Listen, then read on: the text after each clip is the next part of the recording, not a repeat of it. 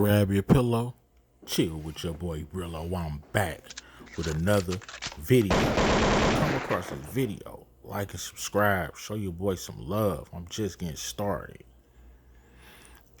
For those who subscribe, you know we locked in. I love y'all. Thank you. Thank you.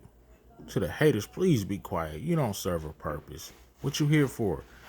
Just pouring gas on the flame, and I'm that flame. That being said, today we're going to talk about Jukebox and how this series, Raising Kanan, could actually be called Raising Jukebox. I mean, she's just as interesting as Kanan. Everybody want to see how did Jukebox become that demon? Because when we introduced to the character in the original Power, she's cold-blooded. I mean, first scene that we see her on screen, she catches not one, but two bodies. She viciously kills a store clerk as well as somebody on her own squad. She's a ruthless, dirty cop who's a hustler, essentially just pulling off licks, using her badge as a shield. She doesn't seem to care about anything at all. So how do we get from this Jukebox to that Jukebox? That's the question that everybody wants to know. And I think this series, Raising Kanan, is planting the seeds to how we got to the demon that was in the original Power. The first seeds that are being planted is when Jukebox got kicked out of Nicole's house when Nicole's mother just eradicated her. So Jukebox is basically green. Like she's not comfortable with her sexuality at all. I mean, she didn't even want to kiss Nicole when they first met. She didn't even want to hold her hand. Nicole basically got her to open up in school Jukebox, got her singing songs in the mall and got her to, do things sexually. Jukebox was a virgin. Nicole was experienced.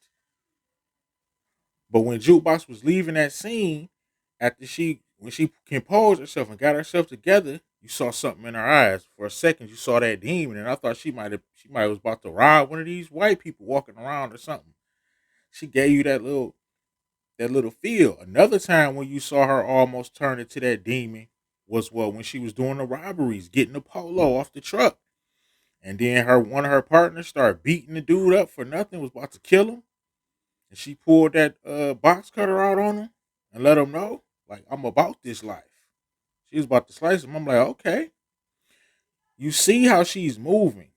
And right now she's actually probably smarter than Kanan. Who told Kanan off rip Davina is the snitch?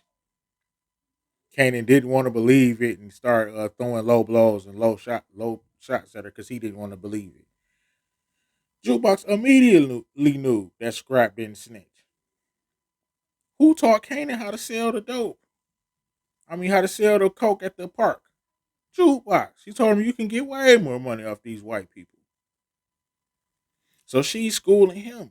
Only thing she does not want to do is touch drugs because her father is doing drugs. And she actually says she don't want to do nothing that her father's a part of, which brings me to the question. What is wrong with their relationship? Are you going to show us this? Power writers. I mean, Jukebox and Marvin haven't even had a conversation. I could do their whole conversation for the entire season right now. Hey, you want to ride? No, I'm good. Sure you don't want no ride? Yeah, I'm good. All right. That's the extent of their conversations. He's her father.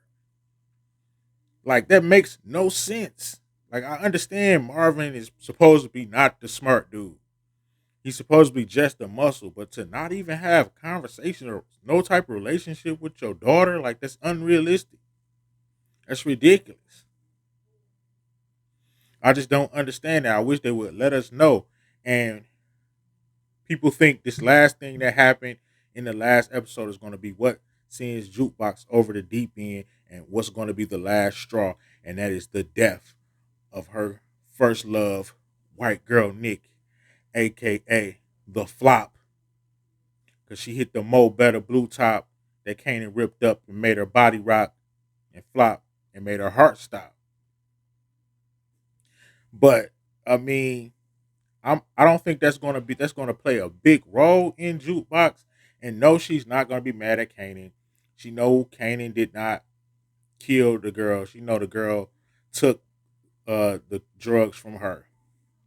So she'll be a little irritated with Kanan, but they're that's not going to affect their relationship at all. But what's going to propel Jukebox to becoming that demon that we saw in the first uh iteration of Power, the original series, is Marvin kicking her out. Now I don't know if Marvin's gonna find out about white girl Nick and find out about Jukebox sexuality, but that's definitely gonna be the reason he kicks her out. And remember, Kanan said in the original Power he had her back when Jukebox kicked her out. I mean, Jukebox was so cold she didn't even care that Kanan killed Sean. She said Sean was on the other side. You did what you had to do, cuz. I was like, wow, this lady is ruthless. Kanan was even afraid of her. And I'm talking about the real Kanan, the demon from the original Power. I mean, did you see Ghost's face when he said Tariq was with Jukebox? Ghost looked like he was about to poop his pants. Like I really want Jukebox to start getting her hands dirty, but they're leading up to it. That's why this series has so much potential.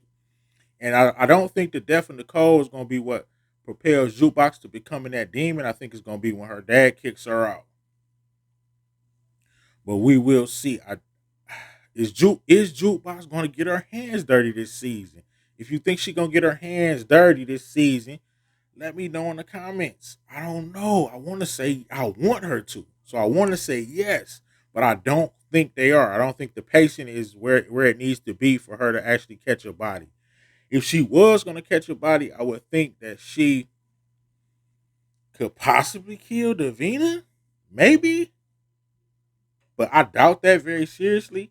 So I don't think she's gonna catch a body this season, but expect her to eventually start catching numerous bodies, like just as many as Kanan, because she is ruthless. So that's what I have to say about Juke. They're laying the seeds to create that demon, just like they're doing with Kanan. But she seems to be a little ahead of Kanan. Kanan is having blunder after blunder after blunder, but that's my man. I rock with Kanan. But he is having blunder. Jukebox seemed to be on top of it. But we shall see. With that being said, if you come across this video, please like and subscribe. Show me some love. With that being said, I don't do much, but I'm for sure gonna turn up. Oh, be on the lookout for my music reviews and food reviews coming soon, and any and everything about power. Like, subscribe, holla at your boy, Brillo, early.